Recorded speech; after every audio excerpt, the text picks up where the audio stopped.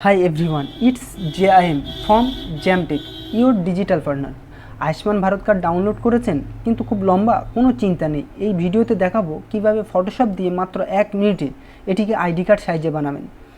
প্রথমে আমাদের কি করতে হবে, যে পিডিএফটা আমরা ডাউনলোড করেছি আয়ুষ্মান ভারত কার্ড, সেটাকে ড্র্যাগ অ্যান্ড ড্রপ করে অ্যাডোব ফটোশপে নিয়ে আসতে হবে।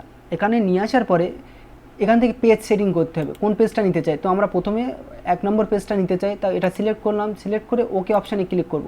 তারপর একটা জিনিস খেয়াল করতে হবে, এই যে বক্সটা, এই বক্সটাকে আনটিক করব। আনটিক করার পর এখান থেকে এটাকে মিলিমিটারে নিয়ে আসবো, এটাকে উইডটাকে মিলিমিটারে নিয়ে আসবো, তারপরে হাইটটাকেও মিলিমিটারে নিয়ে আসবো। এবার এখান থেকে উইডটা আমরা রাখবো 86, হ্যাঁ, আর হাইটটা রাখবো 54। রাখার পরে এখানে ক্লিক করব। ক্লিক করলে দেখতে পাচ্ছেন এটি একটি আইডি কার্ডে পরিণত হয়েছে। এবার আমি এটাকে প্রিন্ট করে দেখাচ্ছি।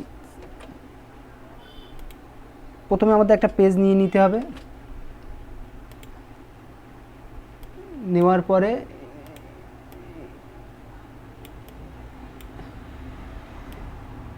এটা দেখো একদম আইডি কার্ডে পরিণত হয়েছে।